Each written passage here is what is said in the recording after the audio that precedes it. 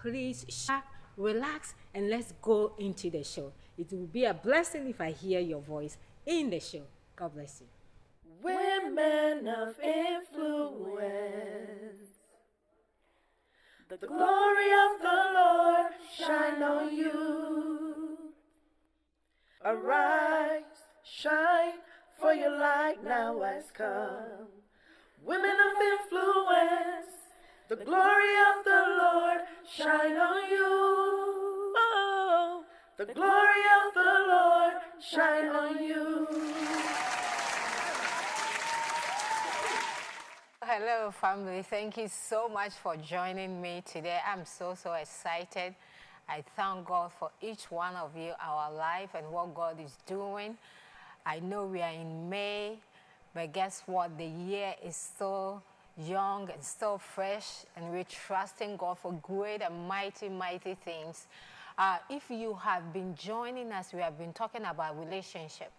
I believe that relationship is one of the gifts that God himself have gifted each one of us. It's the best thing, you know, to love somebody, for somebody to love you, to care about somebody, and for somebody to also care about you. It's the best thing that, you know, you can enjoy in this journey of life. So it's very good. But then out of it too, you know, we see things not going as it have to go, abuses, taking each other for granted, and all those things. So this show, we've been talking about a couple of the things, you know, what you have to look at and all those things. And we are still on before you say I do, okay? Before you say I do. Because there is an incident that happened that brought all this thing up. And I don't want to address the incident because the lady is not here. She is there, so she's not even here to defend herself. And actually, yesterday, something strange also happened. One of my church members called me to pray for her because her girlfriend's daughter has been shot dead just yesterday. And it happened here in the city that I live in Lawrenceville. And it was in the news. I don't know whether those of you who are around here, you saw it. And I'm like, when is this going to stop? You know, and sometimes when things like this happen, we are all emotional, we are talking about it. But when, like 2 weeks, 3 weeks, then everybody have forgotten about it. And it keep on happening again and again. I think, woman of influence, the grace that God have given us, we want to bring solution, not to talk about it and just stop. Bring solution. And that's why we are doing this show the whole of this month. It might run into next month, just taking our time and taking care of it. And this morning, I have one of my, I can even call her sister. She qualified to be a sister, a very good friend of mine. A sister of mine, you know, anytime I need anything about the medical field, you know, she's the one that I run to, all my questions and everything. She's the one I will run to, and she's always very open, you know, to talk about anything we need to talk about. Those of you who have joined Woman of Influence Faith, you know, she's one of our instructors. So she is just really a blessing, and she's here with that. Pastor Nana, that day she's pastor with the husband, and she still work on the medical field. So we are very happy to have her here this morning. So help me, Woman of Influence, to welcome our own. She has been here a couple of times. Pastor, you are welcome. Thank you. It's always a privilege to be here. You look so good this morning. And be a part of the group. Thank you. You look stunning. So, Pastor, we are talking about warning signs. Okay, warning signs today. Because my whole thing is you cannot date somebody. Last week we spoke about courtship. You cannot date somebody, you cannot go out with somebody without not at least, even if they are pretenders, but they can show something. Okay, but most of the times we forget about it, we ignore it, and all those things. So what are some of the red flags that we cannot, okay, forget about when we are in a relationship leading to us getting married? What are red signs that is no? What are some of those things? Thank you. Thank you so much. Before I go into the red flags, what I want to discuss today is, I believe that as women and men going into a relationship that's going to lead into marriage, I think that we have to know who we are. Oh, wow. I call it know thyself. Wow. You have to know who you are, what you stand for, who God has created you to be. You have to know your likes, your dislikes. You have to know what gets you upset, what takes you off, what makes you very happy. You need to be aware. It's called self-awareness, and just know who you are, so that when somebody comes into your life and they are pretending to be something that they are not, or they're pretending to take you in a direction that you're not, you'll be able to see it. Okay. Yeah. You know what I'm talking about. And so it's so important as an individual to know who you are. Who you are. Who are you? Who did God create you to be? What is your purpose? Because once you know your purpose, then you will be able to fish out the person that you should be with. And if they are doing anything that is contrary to who you are, that is contrary to who God has created you to be, you'll be able to pick that up. Once you know who you are and you've built yourself up to a certain standard, one of the red flags that you will see that the person is not the right person for you, it's when they try to belittle you. They try to make you less than who you're supposed to be, or who God has created you to be. They start making little comments like, oh, you think you know who you are. I remember when my sister, the doctor, was dating someone, and the person opened their mouth to tell her, oh, you think you're a doctor, so you're all that. Oh, wow. That was a big one. That was a big blow, you know, and right there and then, she knew that that person was not the right person for her. Because already he wasn't even proud of who she is and who she's becoming. Because at that time, she wasn't even a doctor. She had just entered medical school. Wow. And so already, this guy was already feeling intimidated and feeling insecure. So he opened his mouth and said, oh, you think you're a doctor, so you're all that. And if any of you, you know, you've met my sister before. I know. She is nothing of what he was trying to describe her. He just wanted to belittle her. Oh, wow. You know, and make her feel bad about herself, make her feel bad about who God has created her to be and her accomplishments. So know who you are.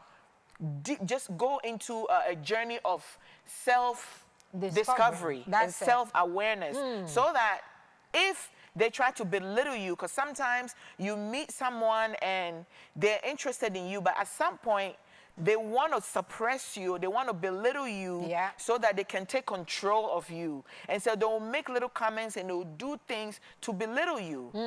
You know, and usually those signs, we brush it off because, you know, we see the person, we're in love with the person, we think that, you know, time is flying by, we're getting older, all our friends are getting married, and so we also have to find somebody to settle down. So we ignore some of the red signs, I mean the red flags.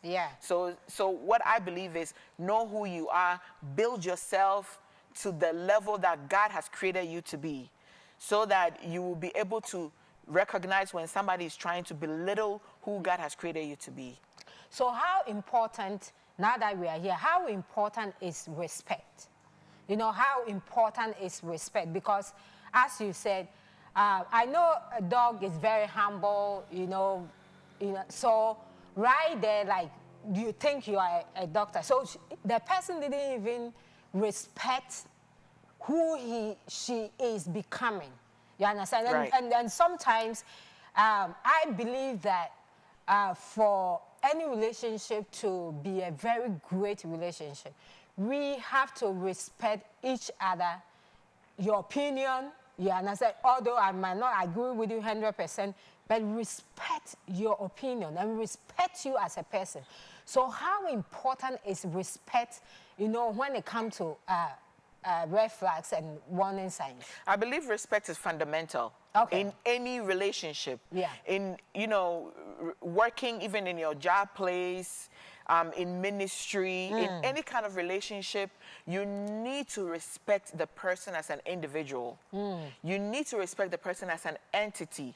The same way you want somebody to respect you and to regard you for who you are, you have to reciprocate the same thing for the other person. Yeah. And if the person does not respect you, it's also a red flag. Wow. Does not regard you, who you are, your family, you know, the people that have made you to be who you presently are, that they have become interested in, then that's definitely a red flag right there. Wow, that's a good one. That's a good one. So now let's talk about the red flag, because I think we ignore that thing so much. You know, this man, I've been saying that, you know, you went to maybe a nice restaurant and maybe the server did something and this guy or this lady went off. And you think, oh, it's just what the person did. That's why he or she is also behaving like that. And you just push it under the rug. So what are some of the red flags that we cannot push it under the rug? You just mentioned it right there. That's anger. Okay. Okay. That is anger right there. If you're not able to control your emotions, we call it emotional intelligence. Wow. It's something, when you're building yourself as a person, you will be surrounded with people, your immediate family, your mother, your father, your sisters. If you have a church, your church family. Yeah. You know, you rub off on people in the wrong way, and people should be able to come and tell you that what you're doing did not go well or is not good, and maybe you should turn away from it. Yeah. Okay. And all those people that you surround yourself with help to build you, help to build your emotions.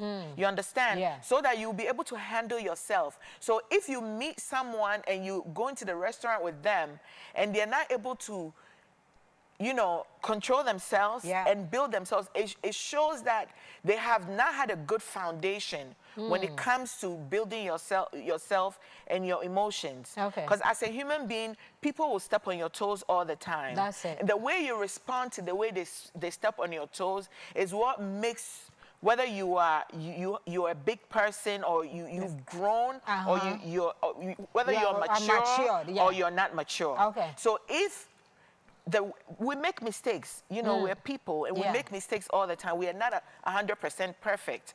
So if you went to the restaurant and the waiter made a mistake, just like how you would also make a mistake, or you've made mistakes in the past, you have to, you know, be graceful towards them. Wow. You know, and not blow off. And so if that becomes a repetitive thing, maybe one time, you know, they did it, whatever, you spoke to them about it, and they continue to do the same thing, you know that it's a problem. And if you don't shut that down, it will become a bigger problem. Because when people get comfortable with you, they even release more of who they are. Oh, wow. That's the deep one. Yeah, that's the deep one. So, why did we sometimes, you know, deceive ourselves? You know, when we see warning signs like this, maybe he took you or she took you to the family house, the mother, and this respecting, you know, the sisters, the mothers. Sometimes you are driving and somebody, you know, just made a mistake and come in front of them and they are cursing and all those things. You understand what I'm saying? So, but sometimes we deceive ourselves that, oh, they will change. You know, oh, they will change. So why do we do that? Why do we deceive ourselves? Even in a hospital, somebody will come, you know that this is typically abuse. And they will tell you, oh, you know, nurse, they will change, they will change. Why do you think we do that?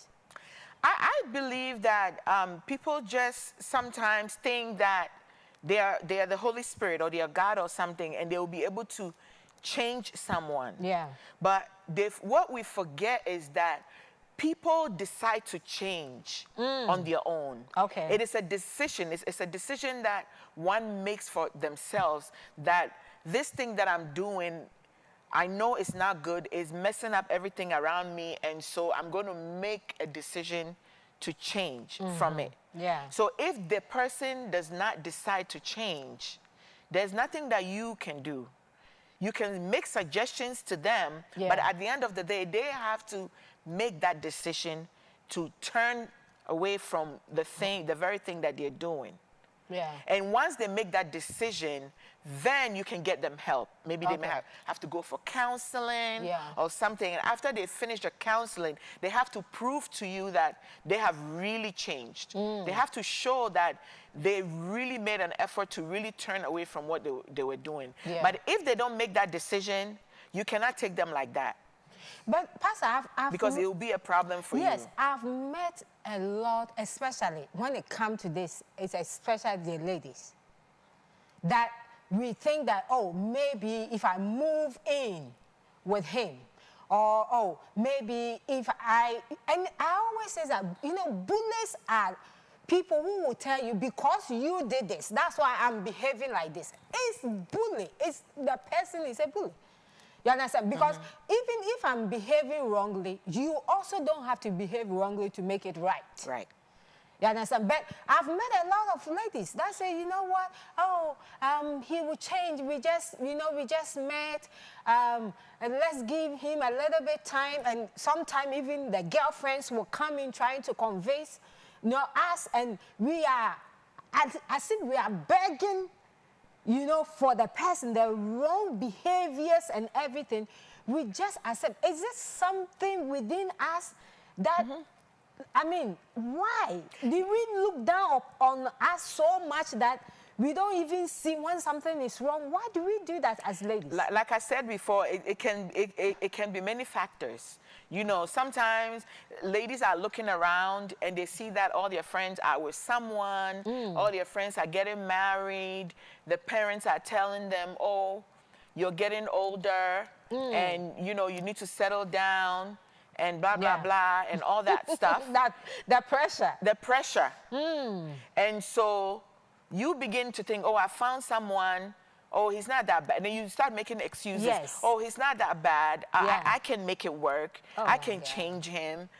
And all those things. And we don't realize that that person is not the person for us. And so it's better for you to stay single and wait for God to bring the right person than to fall in this trap that is going to grow and get bigger than what you expect. So sometimes, and also sometimes as women, like I said, we haven't really spent time to build ourselves. Wow. You know, so we don't really know who we are. We're not confident in our own skin, that we feel like we need someone to come and make us complete when we are already complete. That's it. When God created us, he created us as a whole, full human being. Wow. We are complete. And he put everything that we need in us. In us, yes. For us to be the best of who he has called us to be. So you really don't need anybody to complete you. When the person comes along, they are coming to complement you. Yes. They are not coming to compete with you or complete you. You are a whole person. Wow. Full of potential. Oh my God. This is so deep. If you are just joining us, we are talking about relationship. Before you say I do, the warning signs, the things that you think, personally, especially women, we think we can change them. This guy have grown with the parents for what, maybe 20, 25 years, and you just come in and you think your 1 day, your 2 days, or whatever will change. The bad behaviors that haven't been controlled, that, you know, having been decided, you know, personally that I want to change, and you think you can change them. It doesn't work. And most of the times, it ends badly. It ends badly. And we are here to bring solutions. We are not here to condemn you. We are not here to tell you you don't have a head. Maybe sometimes I feel like some of us, we don't have a head, you know, but I'm not here to tell you, you know it. But, I mean, we just have to think about ourselves. Okay, the Bible says that love your neighbor as yourself. You cannot love anybody more than you love yourself. So if you don't love yourself and who God have made you to be, you cannot love anybody. So before you accept people baggages, think about yourself first. Okay? Yeah. Think about yourself first before you even ask people to bring what they are carrying into your life. How stable you are, how comfortable you are. Have you been able to control your own luggages and your own packages before you accept somebody? You understand? Because if you yourself, you are throwing tantrum, you can't control your anger, you don't value yourself, you don't accept yourself, how will somebody come and accept you? How will somebody come and control yourself? You know, Bishop will say, package yourself. How can somebody come and package you if you don't know how to package yourself? You understand? So that's what we are talking about. Your comments and your questions will be accepted. Thank you so much. We have Pastor Nana here who is really helping us to dig into this topic. I'm loving it. So, Pastor, I know we are a Christian, so let's kind of push it towards a Christian life a little bit here. Is it okay for somebody who is a Christian, born again, saved, tongue talking, Jesus living in the God, the Father, the Son, Bible. Everything. Big King James Bible. Big King James Bible says that, okay, I want to marry, but I want to marry somebody who is unsaved. Is it okay to do that? Well, first of all, when the thought comes into your mind, you have already compromised yourself. Oh my God. Okay. Because the word of God tells us that we should not be unevenly yoked. And so once you think about, then that means that you're already thinking that God cannot even bring your mate. That you have to go out there and find someone who does not believe in what you believe in. Okay. So you're not really supposed to do that. Yes. And so when that thought comes into your mind, you need to examine yourself. Why am I thinking that way? Okay. What is making me think? You have to do a self-assessment. Okay. And know that you're already compromising your belief system. Wow. You know, because once you make that decision and you go for it, then you know that you're in for a rude awakening.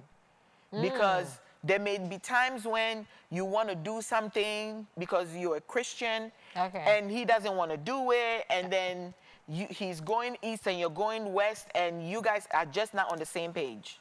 Wow. So it's not a good idea. It's not. And if you, as a Christian, start thinking of that, you need to pause and really do a self-assessment. Why are you thinking that way? Like that? What's going on? Are you depressed? Are you discouraged? Yeah. Is it because you think that you're getting older and you don't have a good enough pool to pick a man or a woman from, that you have to go outside your pool? Okay. You have to do a self-assessment. Wow. And if you need help, you get help. Wow. Bishop will say that sometimes you have to check your salvation again. Yeah. And I love what you said, that once the thought come in, then you really want to think, why are you thinking like that? But you know, so let me talk about something. Let me talk for the ladies here. Sometimes there's not enough men, you know, in a church, and they've been waiting, they've been trusting God, they've been praying, they've been doing everything, and they are aging, as you said. They are aging. And, you know, some cultures, once you cross 30, I mean, your grandmother will be talking, father, mother, everybody, friends, you know, will be talking. Why is nobody coming? You know, you are too picky. You have to lower your standard. You know, you are too expensive. You have to be cheap. You know, all those things they will be throwing at you. And sometimes the pressure of, they also, you know, want to wear the ring. I mean, you can even use your own, you know, so I will leave it for you to do that. But don't you think sometimes the pressure is too much. And when it's like that, I mean, use your case, and what would you tell somebody who is going through that right now? So what I would tell them is that the God that you have believed in, you have to stick with him. Yeah. I got married in my culture, you know, in the African culture. Once you finish college, and you start working, and you're inching 27, 28, 29, 30. I've actually heard someone tell me, oh, in Ghana, once you hit 30, and you, as a woman, and you haven't found a husband, forget it. You won't find one. Nobody wants any old woman. So to them, when you're 30, you're old. Wow. So the lady told me that. I said, well, I told her, I said, well, I got married when I was 35 years old. You know, and by the time I got married, many of my, I think I must be the last bunch in my friends that got married, because everybody had got. I've been in everybody's wedding. Bridesmaid, maid of honor, you name it, you know. Oh and God. So when all of that is happening, sometimes you may feel like the pressure is, but you have to stay focused. You have to stay focused, because if you're not careful, you end up picking the wrong thing. You actually will end up picking trash. That's it. So you have to stay focused. And for me, I know my mother was giving me a lot of pressure. She called everybody, her grandchildren, come to grandma, and she see other people's kids. And I remember even my sister, my baby sister, told me, Nana, you need to hurry up and get married and have some grandkids for mom, so she can stop calling everybody her grandchildren. Oh, wow. So the pressure was coming from everywhere. When you go to family gatherings, everybody's asking you, where is the man? Where is he? Who are you dating? When are you going to get married? Oh, what is wrong with you? You know, all those things can really break your heart, you know, as a single person. And, you know, you go to the party, to the gathering, and then you come home by yourself. And you're sleeping in the bed by yourself. And, you know, during winter time, it's cold, you're sleeping by yourself. You know what I'm saying? So if you don't build yourself and you're not strong in the Lord, you may end up just picking anybody. Wow. You know, but once you stay focused and allow God to lead you, there are so many men and women in the world that are looking for mates. Wow. And among them is your mate. That's it. And once you stay focused and ask the Lord to lead you. I remember one time I was praying and I told God, I said, God, you put Adam to sleep and you took his rib and made woman. So wherever my Adam is, that's it. I gotta find him. You gotta bring him to me. Okay. You know? I lived in New York, and guess where I found my Adam? In Atlanta. Wow. So how did even your path, it's God divine. Yes. Yes. Yes. Because you were trusting God. Yes. And you didn't compromise. No. I mean, I did date people. Yeah, but that's not compromise. When I dated them and I realized that I saw the red flags, I just dropped them. I like the McDonald's one. Can you share with us?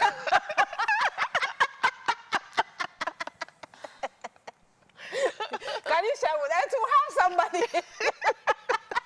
So that for me, that was a red flag. A red flag. So pretty much, there was a guy that I was going to school with who was interested in me. You know, always, everywhere I went, he followed me around. He came to my house. He was friends with my cousin. So he came to my house. My mom met him. My mom said, oh, he's a nice guy, whatever. So we were going to the same school. And then one day he got into a car accident. Okay. And then, and so his car he couldn't drive his car. So he called me. He even picked me. I brought me to the garage where his car was, and I was like, oh, thank God that you're okay. Yeah. So he told me that he had to go to school and he didn't have a ride. So if I can help him. So it was a Thursday. I wasn't going to school on Friday. Yeah. So I gave him my car. I filled up my gas and I gave him my car. He drove my car for like an hour and a half to go to school and back. And then the next week I told him I'm going to school on Monday and Tuesday, so you can keep my car and just drive it. Oh, you were really nice. On Monday and Tuesday. And then on Wednesday, you can pick me up because I'm going to school on Wednesday. Okay. And even on Wednesday, I didn't start class till 1 p.m. Okay. But he had started class at 9. I said, it doesn't matter. You can just pick me up and then we can just go. So on our way going to school, he stopped at the McDonald's drive-thru. And I watched him order food from the drive-thru. Yeah. He didn't ask me if Well, I wanted some. Wow. And as we were driving, he ate the whole food, not even asking me if I wanted some food. And for me, that was a red flag. Big one. I knew, right? Even though some women may take that lightly and they may not take it as a big deal, but for me, it was a red flag. Wow. Because if I've given you my car to drive for 3 days, because I'm showing that I care, Yes. and then you go buy food and you didn't even ask me if I want some of the food, right there I knew you're selfish. For me, selfish was blinking in my head. Yeah. Blink, blink, blink, blink, When- selfish. And very stingy. Very That is- stingy. I'm giving you my car, and of course he brought the car with the gas empty. Can you Yes, just he did. imagine? So He if did. you have married this guy, those are the people who will go and shop, okay, and hide it, will not buy anything for you. But then when you are walking with them and they see other ladies dressed up, they are looking at them. Yeah. But you went, and I knew a guy, actually he was part of us, who will go and buy all those nice brand names, Gucci's and this and that, and will not even buy a wallet for the wife. Will not buy a wallet for the wife. So, I mean, and these are signs. These are somebody Red flag. who cannot share. Okay, who cannot share? But my brother-in-law is watching, and I think I am the pressure on him. Anytime I talk to him, I am his pressure.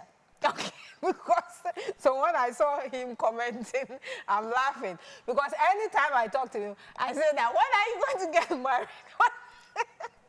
Then I would say that, okay, I will not buy you this sneakers if you don't get married. You understand? So that's the pressure. So what I told my mom, because the pressure was mounting so high. Yeah. At some point, I told my mom, I said, you know what, ma'am, I understand where you're coming from. Yeah. I know that you desire for me to get married. I desire the same thing too. But what I need from you now is I need you to pray for me. That's it. That's it. I need you to pray for me. That's all I need from you. Right now, I know that God listens to your prayers because I've seen it work. So what I need you to do is just continue to pray for me. To pray for me. And So that's what I'll tell you. Pray for him. Oh, I do. And I mean, he knows he's my favorite, and I really pray for him. So I'm praying. So I won't put pressure on you again. I won't put pressure on you again. But what you were saying, it makes a lot of sense. And personally, I think that sometimes because of the pressure, that's why people rush, you know, to take decisions. People rush to think that even when they are seeing warning signs, they think that, oh, they will change, or no, I can change him. And I always say that you can influence somebody. You know, you can really influence somebody. And now I've been married for 21 years, just this 5th pass. But there's a lot of changes that for 21 years I have learned from my husband, you know, and I know that he too have learned. So it's rubbed on us. But I always say that when the Bible says that we say our vows, actually when we say our vows, that better for worse. The better for worse is you have to be better to me. Right. The worse is when what comes from outside. When people are accusing you, when families are rejecting you, when things are not working, I will stand in with you, fight with you, protect you, love you. You know, when sickness comes, we all don't plan for sickness. It comes from somewhere. Right. I will stand with you. So in those worst times that comes, I will stand with you and I will trust God to move forward with you. But the worst there is not for you. as a person to be worse towards me. Right. Okay, Right. what do you add to that? Because that's very, very important. Sometimes we use that to say, okay, your vow says that for worse. So endure the beatings, you know, endure this, endure that. Do we have to do that? God has given each and every one of us a brain. That's it. And in the brain, he has made available wisdom Okay. That's to a good apply one. it. That's it. Okay? And so, like I said, once you build yourself up and somebody is coming at you with something that is contrary to what God has said about you, forcing you, controlling you, telling you things that you know within your spirit that is not of God, then you shouldn't succumb to that. Okay. Because even the Holy Spirit Yeah. is so sweet to That's us. it. That's it. His voice is marvelous. And he doesn't even force us to do Himself, anything. on us, no. He does not force himself on Yeah. us.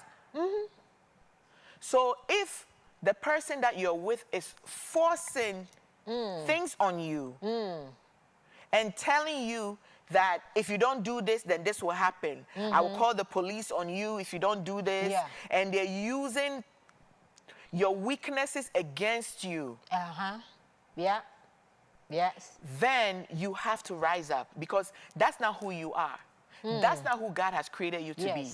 Yes. So you don't stay there and say that for better, for worse. Because at the end of the day, he's going to belittle you and make you lower than who God has created you to be, or even kill you. That's it. It just happened yesterday. And you will die prematurely. And so before you even go so deep into it, make sure that you are watching from the outside and looking for the red flags. And you have to make sure that you're logical, not emotional, Okay. when you're making decisions. You have to be logical. Yeah. You have to see things before you put your emotions into it and get blinded by, oh, I love him. Oh, he's so sweet. He's so cute. He's tall, dark, and handsome. And I can't let him go. Oh, we could make cute babies. Yeah.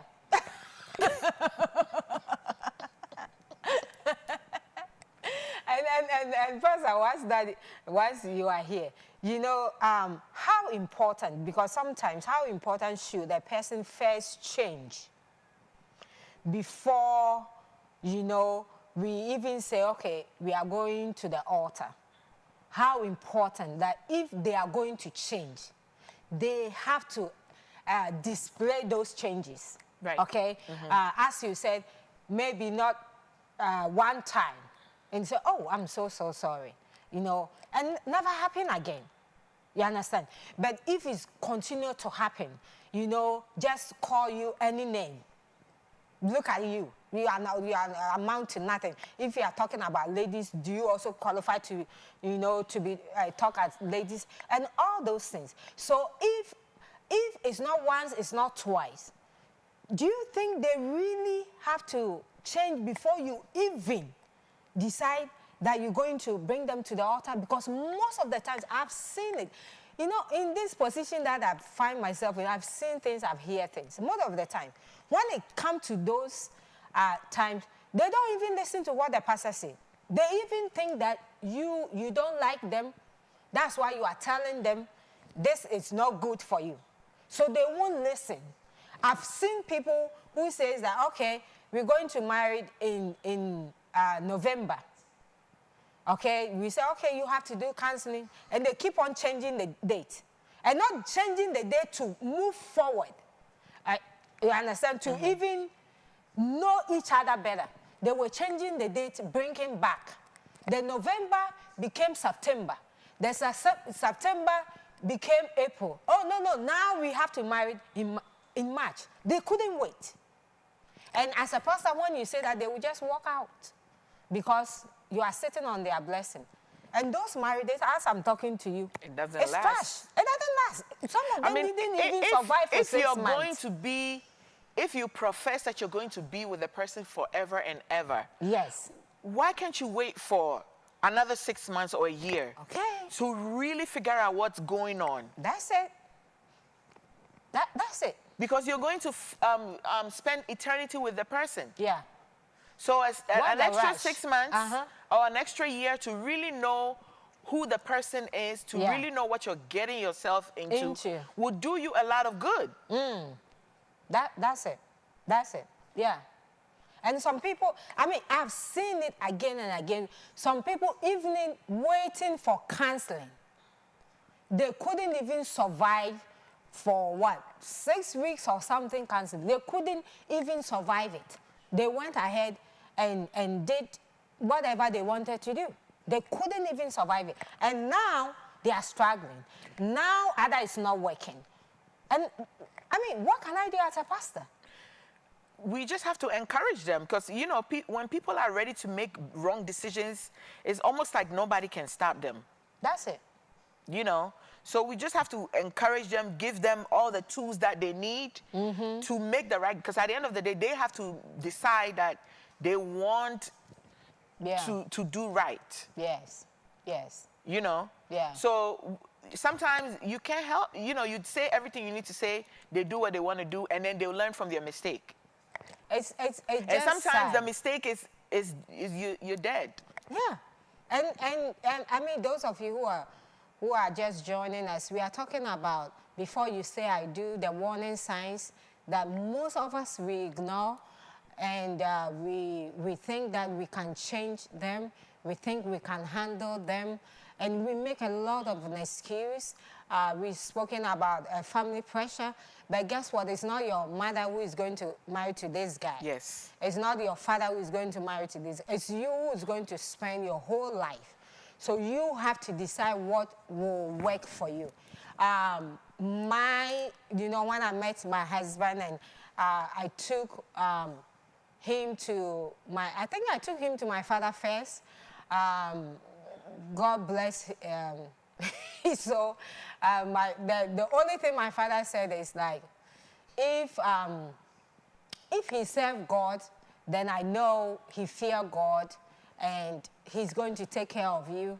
That is the most important thing. Somebody who fears God, that because of the fear of God, he's going to treat you the way God wants him to treat you. But even sometimes nowadays, people pretend to fear God. You can't even trust some pastors, you know. So that, and my mother wasn't really into it because it was my mother one was a tribe, you know, typical African, because he's not coming from where I come from and everything. But I told my mom, he doesn't have to come from there.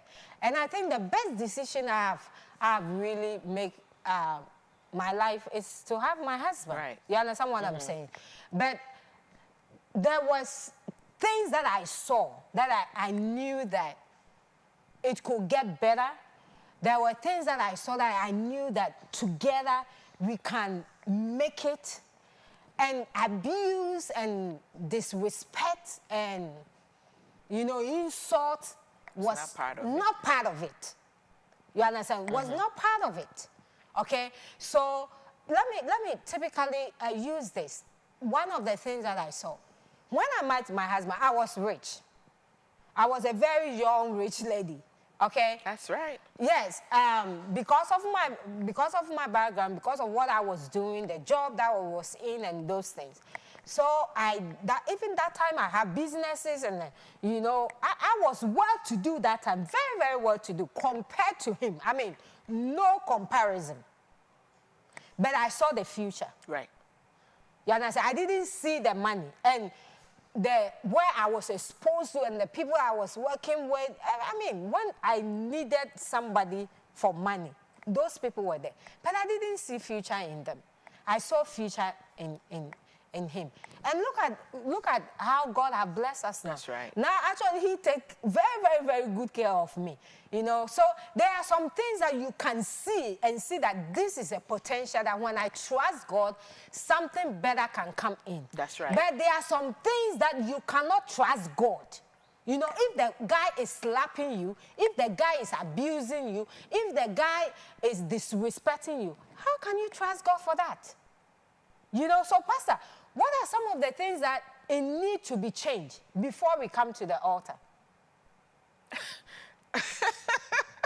things that needs to change. Yes. So certain things are deal breakers. Okay. You know, there are certain things, depending on the individual, it can be managed. Okay. You know, and there are certain things that are deal breakers. If he is controlling you, that's a deal breaker. Okay. Oh, wow.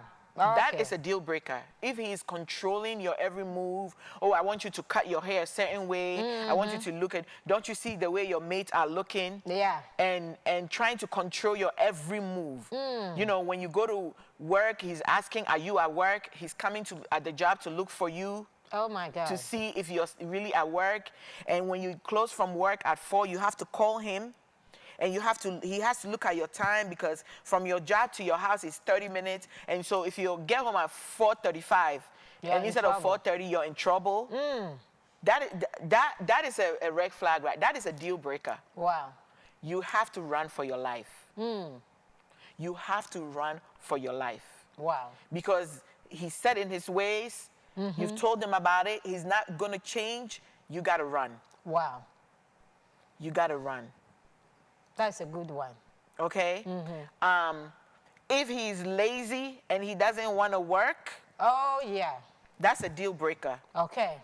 Yeah. There's a difference between, like you said, you had a lot of money, but your husband was hardworking. Well, hardworking, yeah.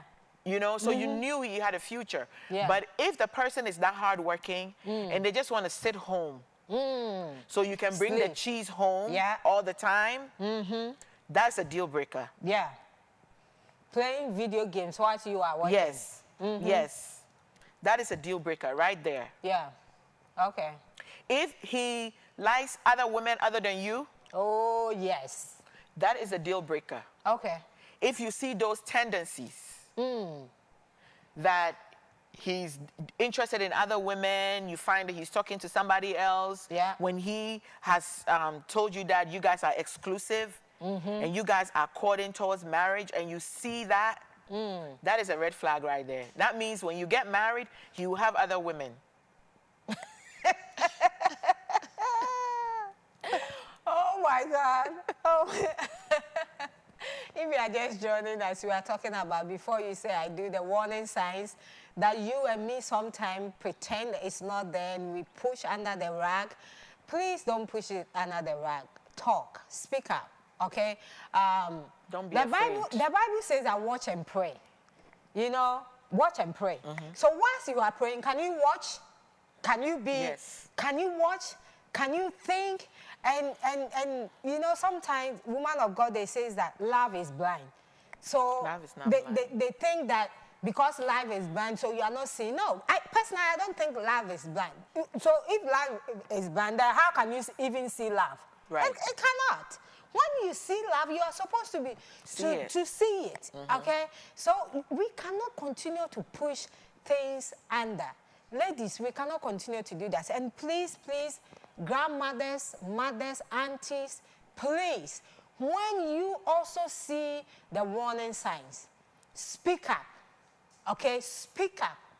Let's continue to protect our daughters. Let's continue to protect. It's not sometimes just the ladies. Oh. Some men also go through a lot of abuse. Yes. Let's continue to speak up. Because what is sad is what happened yesterday. Now, I know the family members will come out. Oh, we saw this. Oh, we did this. Oh, so why didn't you step in? Right. Why didn't you do something? Now the lady is dead. And guess what? The guy killed himself too. Wow. So he's not even going to be here to face anything. We are all dead. 30 or 30-something years, lady, cut future short. Sad. She ignored the red signs. Just because she was going to leave him. Yeah, because if you don't stop it, yes, in the beginning, it becomes harder. Yes. Because now you become afraid when he actually begins to show his whole self to you. Now you become afraid to leave. So now you're stuck with someone that you don't want to be with, that you don't like anymore, you know, that you've fallen out of love to, but now you're afraid of them because you're afraid of what they're going to do to you. It's just that is why you have to make sure that you watch the red signs and leave, run, before it gets to the point where you become afraid to leave. Yeah. Wow. Oh my God. So, should a person meet your parents before they even meet you at the corner and put that ring? You know, that It's a cultural thing. That thing was a cultural shock for me when I came here. Because where I'm coming from, you don't meet at the corner somewhere without anybody and put a ring on my finger and think that now you owe me. Just a ring that you bought it for even 50 cents. So you think, you know, you owe me. Sit down because I have put ring on your... Get your 50 cents ring back. You know, but do you think that they have to meet your parents? If a guy wants to take you out, don't you think they have to come and meet your daddy and ask permission? Of course, I agree with that 100%. But you know, in the culture that we live in here, you know, in America, you know, people have the culture where they just meet, they go out, and some people don't even believe in marriage. So they have like forever boyfriends and forever girlfriends. Yes. You understand? But I believe that it's important that the person that you're dating should meet your parents. It's very important because your parents also have a set of eyes that you don't have. Yeah. That when they meet them, they will be able to tell you things that you can't even see for yourself. You know, the way that the person will carry themselves will give your parents extra clues. Okay. If you don't have parents, you have a grandmother, you have a grandfather who can help you. You have a church mother, a church father, or somebody that you've adopted as your parents that you can bring them to, so they can also put a set of eyes on the person to see if that person is the right person for you. And before you bring them to them, you want to make sure you've done your homework. You want to make sure that the person that you're bringing home is worth bringing home. Okay. Because otherwise, every 2-3 months, you'll be bringing a new person home. Home, yeah. So don't bring them home until you know for sure that the person means something to you, that you think that they are potential.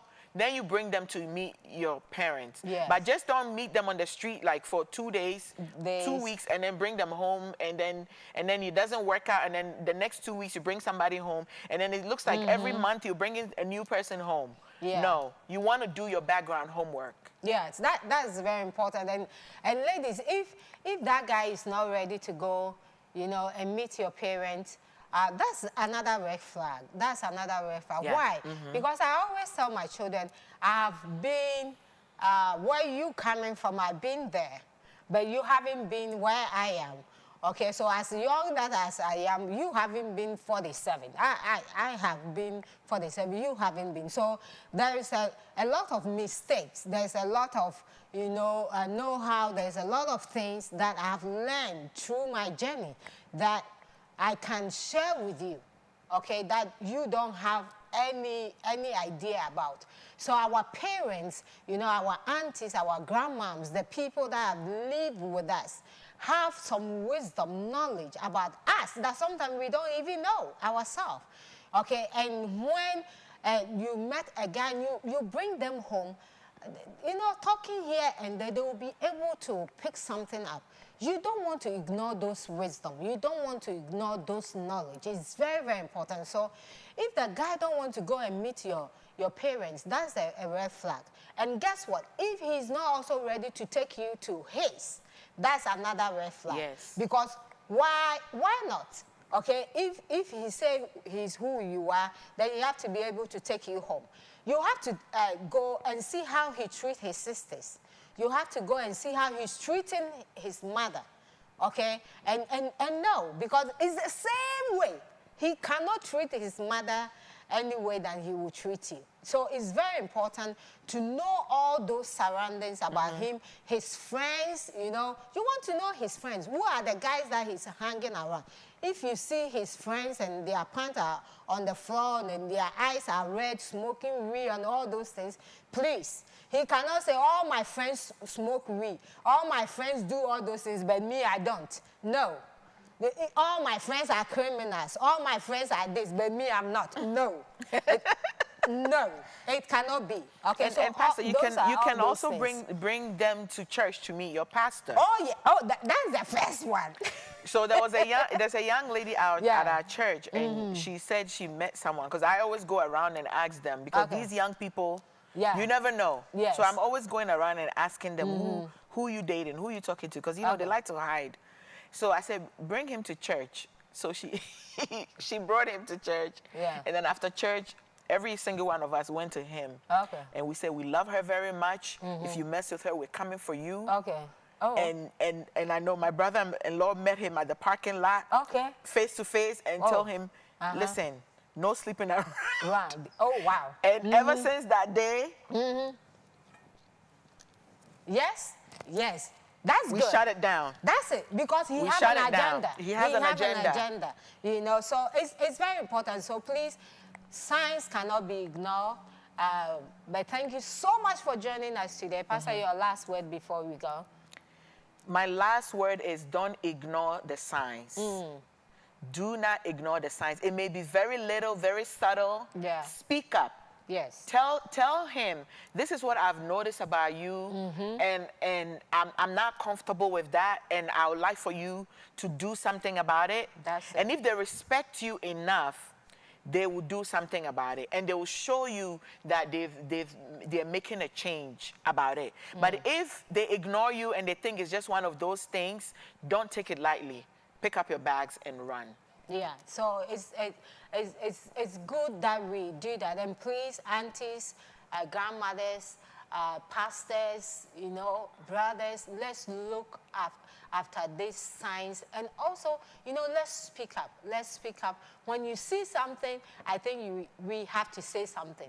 What saddened my heart is we are seeing it, we are noticing it, and we won't say something. And when something bad like this happened, like yesterday, then everybody is coming up to say something. There are people are not even there to defend themselves. And personally, I don't think it's very, very respectful to talk about somebody who is dead. They are not there to defend themselves. We cannot do that. So once they are alive, okay, let's talk about this. Let's use medium like this, not to insult, no, you know, not to throw insult on pastors and throw insult on families, but let's use medium like this to address this abuse, and let's help our daughters, our brothers to make a good decision. Say something. If they don't listen to you, at least you have said something. But not to say anything and something happened and now you are coming up to say something, it doesn't help.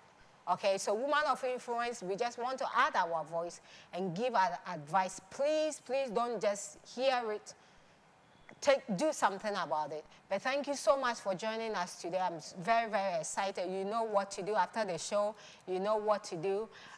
Let people get to know what we do. I think it will bless somebody. But thank you so, so much for joining. And then I will see you same time next Tuesday. God bless you. Have a wonderful day.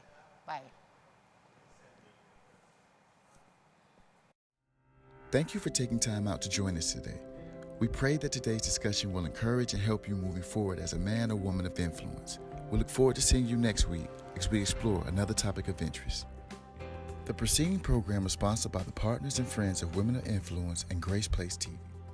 For more information on the Women of Influence show, please visit our website at www.womenofinf.com or follow us on our various social media platforms. You can watch our past episodes on our Women of Influence YouTube channel. Please be sure to like and subscribe. If you have a question, comment, inquiry, or testimony, we would like to hear from you. Feel free to email us. This show will not be possible without the support of viewers like you. If you would like to partner with us or donate to the Women of Influence show, you may do so by any of the provided mediums. Thank you. Women of influence. The glory of the Lord